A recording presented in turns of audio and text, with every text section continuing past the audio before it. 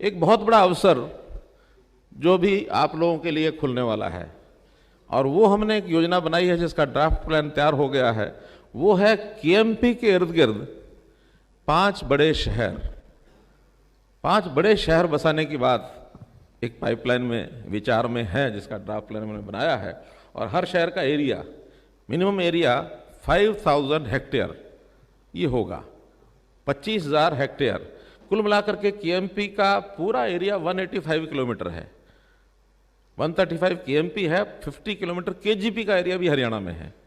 तो 185 किलोमीटर के इस मार्ग पर एक इकोनॉमिक कॉरिडोर इस नाते से विचार करते हैं, जिसमें इंडस्ट्रियल एक्टिविटीज़ भी होंगी, कमर्शियल भी होंगी, रेजिडेंशियल तो होंगी ही होंगी साथ में जब ये होगा।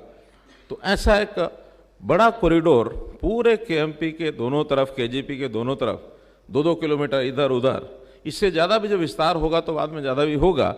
तो ऐसा एक लगभग ये 25,000 हेक्टेयर का एरिया ये डेवलपमेंट के लिए आगे आने वाला है।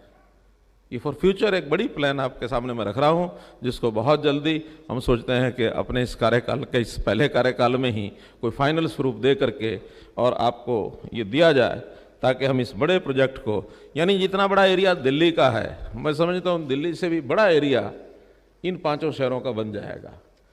आज एबीपी न्यूज आपको दिखाने वाला है दिल्ली का सुरक्षा कवच।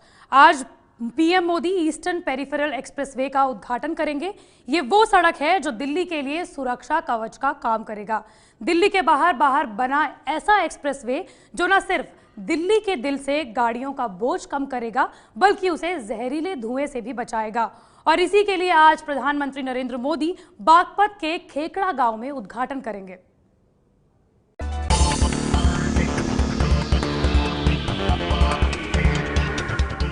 जी, ये तस्वीरें विदेश की नहीं हैं, हिंदुस्तान की ही हैं, आपके हिंदुस्तान की हैं।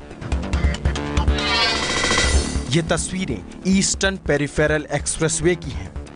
इसकी खूबियां हम आपको बताएं उससे पहले ये जान लीजिए कि एक्सप्रेसवे कहां से कहां तक बना है। 135 किलोमीटर लंबा ईस्टर्न पेरिफेरल एक्सप्रेसवे दिल्ली के बाहर सोनीपत के कुंडली को पलवल से जोड़ेगा।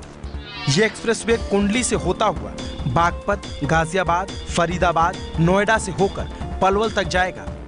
यानी एक तरह से देखा जाए तो ये एक रिंग रोड है जो दिल्ली के बाहर से होकर गुजरेगी और पंजाब, हरियाणा, यूपी, राजस्थान, हिमाचल और जम्मू कश्मीर जैसे राज्यों के लोगों को एक राज्य से दूसरे राज्य में जाने के लिए अब दिल्ली नहीं आना पड़ेगा। और ऐसे में दिल्ली में गाड़ियों का भार भी कम होगा और आपका समय भी बचेगा। आज हमारी सरकार को 4 साल पूरे हो रहे हैं। इस 4 साल के उपलक्ष्य में प्रधानमंत्री मोदी जी ने दिल्ली की, उत्तर प्रदेश की, राजस्थान, पंजाब, हरियाणा, उत्तराखंड, हिमाचल और कश्मीर की जनता को एक भेंट ये दिल्ली के रिंग रोड के रूप में दी है। और तो और ये भारत का पहला स्मार्ट एक्सप्रेसवे है जिसे आधुनिक और नवीनतम तकनीक से बनाया गया है। एक्सप्रेसवे की खूबियां दिखाने के लिए हमारे संवाददाता विकास भदौरिया और रक्षित सिंह इस एक्सप्रेसवे के दोनों छोर पर पहुंचे। तो हमारे संवाददाता बारी बारी से इस ईस्टर्न पेरिफेरल एक्सप्रेसवे की खूबियां बताएं, लेकिन उससे पहले कुछ अहम जानकारी वो जान लीजिए। ईस्टर्न पेरिफेरल एक्सप्रेसवे 11,000 करोड़ की लागत से बना है। एक्सप्रेसवे रिकॉर्ड 500 दिन में बनकर तैयार हुआ है। एक्सप्रेसवे को बनाने में 10 लाख टन सीमेंट लगा है। एक्सप्रेसवे की मजबूती के लिए 200 टन स्टील का इस्तेमाल किया गया है। तो आइए अब बारी बारी से इस एक्सप्रेसवे की स्मार्टनेस को भी समझ लेते हैं।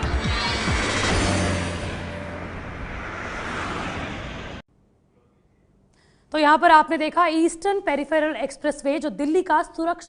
दोस्तों, भारतीय राष्ट्रीय राजमार्ग प्राधिकरण NHAI दिल्ली मुंबई एक्सप्रेसवे परियोजना पर काम कर रही है और अब इन हाईवे के किनारे स्मार्ट सिटी बनाने के बारे में भी विचार किया जा रहा है। दिल्ली से मुंबई की दूरी करीब 1400 किलोमीटर है और दोनों राज्यों का सफर तय करने में 18 से 20 घंटे का समय लगता है, लेकिन सरकार काफी तेजी से दिल्ली मुंबई एक्सप्रेस वे के कंस्ट्रक्शन के काम को तेजी से करने का प्रयास कर रही है। बता दें कि 1 लाख करोड़ रुपए की लागत से तैयार हो रही दिल्ली मुंबई एक्सप्रेस वे परियोजना 3 साल में पूरा करने का लक्ष्य है। इस एक्सप्रेस वे का निर्माण होने के बाद दिल्ली मुंबई की दूरी को 12 घंटे में तय किया जा सकता है। पूरी तरह नए सिरे से विकसित की जा रही इस परियोजना से दोनों शहरों की मौजूदा दूरी 200 किलोमीटर कम हो जाएगी। केंद्रीय मंत्री नितिन गडकरी ने कहा, सरकार ने भारतीय राष्ट्रीय राजमार्ग प्राधिकरण NHAI के दिल्ली मुंबई एक्सप्रेस वे के साथ साथ स्मार्ट सिटी, स्मार्ट गांव और लॉजिस्टिक पार्क बनाने को लेकर कानूनी सलाह मांगी है। सरकार जानना चाहती है कि क्या NHAI ये कर सकती है ताकि इस अवसर का लाभ देश के सबसे पिछड़े आदिवासी और दूर दराज के क्षेत्र का विकास करके उठाया जा सके। गडकरी ने कहा कि यह नया एक्सप्रेस वे दिल्ली मुंबई के पुराने रास्ते से अलग निकलेगा। यह गुजरात, मध्य प्रदेश, हरियाणा, महाराष्ट्र और राजस्थान के पिछड़े और दूर दराज के कई आदिवासी इलाकों से गुजरेगा। यहाँ कोई उद्योग नहीं है। ऐसे में पहले से विकसित क्षेत्र से भीड़ कम करने की जरूरत है।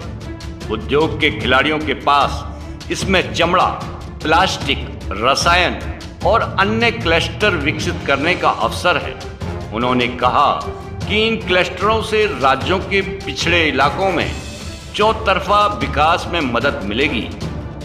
वीडियो कॉन्फ्रेंसिंग के जरिए इंजीनियर्स, वास्तुकारों और नगर योजनाकारों के संघ PEATA के साथ परिचर्चा के दौरान गडकरी ने ये बात कही। गडकरी के पास सूक्ष्म लघु एवं मझोले उपक्रम MSME मंत्रालय का भी प्रभार है। उन्होंने नगर योजनाकारों और अन्य लोगों से बात की कि ये स्मार्ट शहरों और स्मार्ट गांव में निवेश की संभावनाएं तलाशें। इसके अलावा वे सड़क के साथ की सुविधाओं और लॉजिस्टिक पार्कों में भी निवेश कर सकते हैं। उन्होंने एक्सप्रेस वे के साथ साथ कम बजट वाली आवासीय परियोजना विकसित करने पर भी जोर दिया। साथ ही उन्होंने कहा कि गुणवत्ता से समझौता किए बिना कचरे सामग्री का इस्तेमाल किया जाएगा। 1 लाख करोड़ रुपए की परियोजना के कुल 60 पैकेज में से 32 का ठेका दे दिया गया है। अगले 2 साल में 15 लाख करोड़ रुपए की परियोजना शुरू होने की संभावना है। उन्होंने कहा कि 3.85 लाख करोड़ की कुल 406 रुकी हुई सड़क परियोजनाओं में अधिकांश को रास्ते पर ला दिया गया है। इनमें से केवल 40,000 करोड़ रुपए की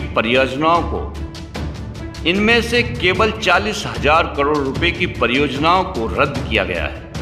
गडकरी ने कहा कि logistic park, smart city, smart village, cold storage और सड़क किनारे की सुविधाएं विकसित करने के काफी अवसर हैं, जहां डेवलपरों और कारोबार शुरू करने के लिए कुछ नए विचारों पर ध्यान केंद्रित करना चाहिए।